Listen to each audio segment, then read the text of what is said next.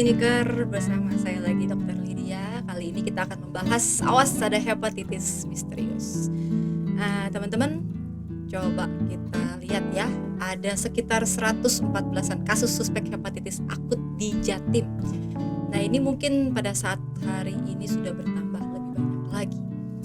Nah, teman-teman, kalau lihat dari kata-katanya netizen begitu ya, katanya hepatitis misterius ini tidak segampang itu ditularkan. Jadi kalau karena pola makan atau akibat satu gen keluarga, ya saya setuju sih, mungkin bukan gen juga ya. Tapi ya karena pola makan tuh sebenarnya iya gitu ya. Jadi bagi orang tua atau tenaga medis Indonesia yang mulia, harap dikasih tahu informasi selengkap-lengkapnya buat masalah hepatitis akut ini buat masyarakat Indonesia. Jadi jangan disangkut pautkan dengan COVID katanya. Jadi bagi orang tua yang wawasannya kurang pasti panik. Nah, jadi anak mereka bakal kena hepatitis kalau anaknya kontaminasi langsung sama teman atau orang di luar seperti COVID. Jadi berilah wawasan yang lengkap. Percayalah bahwa sebentar lagi saya akan memberikan wawasan yang lengkap terkait dengan hepatitis misterius ini ya. Jadi kalau dibilang tidak segampang itu ditular, kenyataannya adalah outbreak di mana-mana. Yang bikin heboh adalah outbreak di mana-mana di berbagai negara, bukan cuma di Indonesia. Jadi memang ya segampang itu penularannya ya. Pola makan benar, tapi kalau gen mungkin kita masih harus cari tahu lebih lanjut. Sebentar kita akan memberikan informasi selengkap-lengkapnya. Kemudian ya yang pasti tidak perlu takut ya, tidak perlu panik. Nah, ada juga yang ngomong penyebab penyakit hati adalah nurani yang kalah dari nalar otak. Hati nurani perasaan adalah filter dari pikiran. Iya, oke, teman-teman, ini salah ya. Sorry to say, ini adalah salah. Penyakit hati yang sesungguhnya ya ini hati yang benar-benar ada di bawah rongga dada sebelah kanan. Jadi seperti apa hepatitis misterius ini? Mari kita lihat. Pada berikutnya kita akan mengenal apa itu hepatitis, apa itu penyebabnya, dan bagaimana sih hepatitis misterius itu, bagaimana etiologinya, gejalanya, tandanya, komplikasinya, dan penanganan serta pencegahannya. Jadi teman-teman nggak seperti yang tadi dibilang lagi ya, nggak tahu ya, kurang wawasan lah, jadi panik dan sebagainya. Nah, berbicara tentang hepatitis adalah suatu penyakit yang menyerang hati atau liver manusia. Nah, penyakit ini karena menyerang hati atau liver tentu menyebabkan peradangan hati sehingga hati tidak dapat berfungsi sebagaimana mestinya. Fungsi hati banyak sekali, tapi mungkin tidak kita bahas di sini ya, ada di video-video selanjutnya nanti. Apa saja penyebab hepatitis? Sebenarnya banyak sekali. Memang paling sering adalah virus, dan virus yang sudah kita kenal adalah hepatitis A sampai E, ada A, B, C, D, E. Teman-teman, sebenarnya virus itu banyak sekali di dunia ini, saking banyaknya tidak terhitung. Yang bisa kita namai hanyalah sebagian kecil ya, seperti virus hepatitis, ada A sampai E, ada virus demam berdarah, ada virus HIV dan sebagainya. Tetapi sebenarnya penyebabnya terlalu banyak ya, sampai kita kadang-kadang tidak bisa menamai satu-satu. Nah, hepatitis ini salah satu penyebabnya adalah virus yang dikatakan hepatitis virus yang dari alfabet A sampai E, tapi ada juga alkohol, ada juga obat-obatan tertentu dalam jumlah tertentu, diminum dalam frekuensi atau kurun waktu tertentu, juga autoimun yang menyerang hati menyebabkan hepatitis, atau ada infeksi cacing dan juga perlemakan hati. Jadi hepatitis bukan hanya karena virus tapi juga perlemakan hati. Nah, bagaimana suatu perlemakan hati bisa menyebabkan hepatitis? Itu juga ada nanti di video-video yang lain ya. Tidak kita bahas di sini ya, teman-teman. Nah, apa sih hepatitis misterius itu? Hepatitis misterius adalah suatu penyakit yang terduga disebabkan oleh virus. Ini dugaan ya, teman-teman. Tetapi bukan virus yang sudah kita kenal seperti hepatitis A, B, C, D, E. Ternyata penyebabnya bukan itu. Virus terduga yang sebagai penyebab adalah yang diketemukan adalah adenovirus 41 dan SARS-CoV-2 atau yang kita kenal dengan COVID.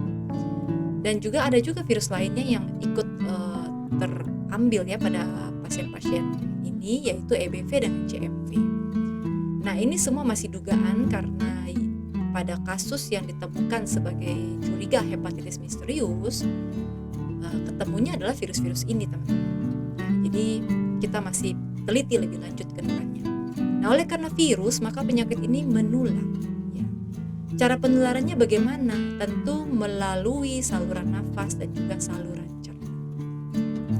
Siapa aja sih dan berapa banyak yang bisa terkena? Kalau teman-teman ikutin beritanya, ada waktu 5 April 2022, yaitu 1 bulan yang lalu, itu Inggris Raya mengumumkan kasus-kasus pertamanya mereka, beberapa kasus yaitu mengenai usia 11 sampai dengan 5 tahun ya, 11 bulan sampai dengan 5 tahun. Lalu 10 hari kemudian WHO langsung menetapkan ini sebagai suatu kejadian luar biasa, dan pada tanggal 21 April merebaklah kasus ini di berbagai negara. Bukan hanya di Inggris, tetapi di Spanyol, Israel, Amerika, dan bahkan akhir April sudah masuk ke Indonesia. Lalu kedapatan pula ada 3 kasus yang meninggal di Indonesia. Kalau kita lihat timelinenya seperti ini ya teman-teman ya. Kalau yang tadi butek ya, ngelihat slide yang sebelumnya tulisan semua gitu ya. Nah, ini ada timelinenya. Oke, jadi di Indonesia hingga akhir April kemarin ada kedapatan 3 kasus pada anak usia 1 bulan sampai 16 tahun kurun usianya, dan beberapa di antara kasus ini, 3 di antaranya itu meninggal dunia. Oke, mereka yang meninggal ini mohon maaf mungkin sudah datang dalam keadaan terlambat ya ke rumah sakit.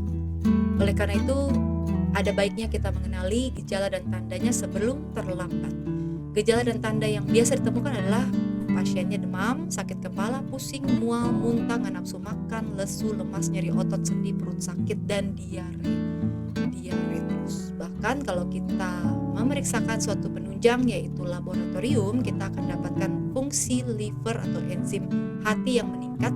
Enzim hati di sini bisa kita periksakan SGPT atau SGOT itu di atas 500.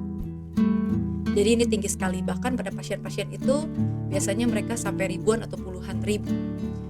Nah, gejala lanjut yang sudah terjadi atau komplikasi kalau sudah terjadi, maka buang air kecilnya akan berwarna seperti air teh, buang air besarnya seperti warna putih kayak dempul, kuning, kejang, penurunan kesadaran, ada perdarahan saluran cerna, dan ya seperti halnya infeksi, ini pun menyebabkan kekentalan darah dan bahkan kematian. Bagaimana kita menangani atau mencegah supaya jangan terkena penyakit ini? Maka nomor 1, kita tidak boleh panik, tetapi kita harus tetap waspada.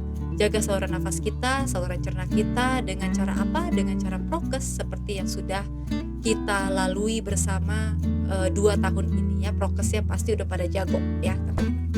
Nah, cuci tangan sebelum dan sesudah, yaitu sebelum pegang-pegang wajah, sebelum makan, cari tempat makan yang bersih. Sesudah makan pun cuci tangan, jangan lupa makan dan minum yang bersih dan bergizi, minum air putih yang cukup, gaya hidup yang sehat, tidur cukup 6-8 jam teman-teman. Jangan lupa suplementasi diri dengan vitamin dan vaksin. Seperti apa vitamin, seperti apa vaksin atau gaya hidupnya mungkin tidak dibahas di sini ya teman-teman ya. Nanti mungkin ada di video-video yang lain, teman-teman bisa cek. Baik teman-teman semua, sampai di sini sekiranya ini bisa membantu kita semua dalam menangani maupun mencegah supaya tidak terkena hepatitis misterius. Stay safe, stay healthy teman-teman. Sampai ketemu lagi di video My Clinic berikutnya.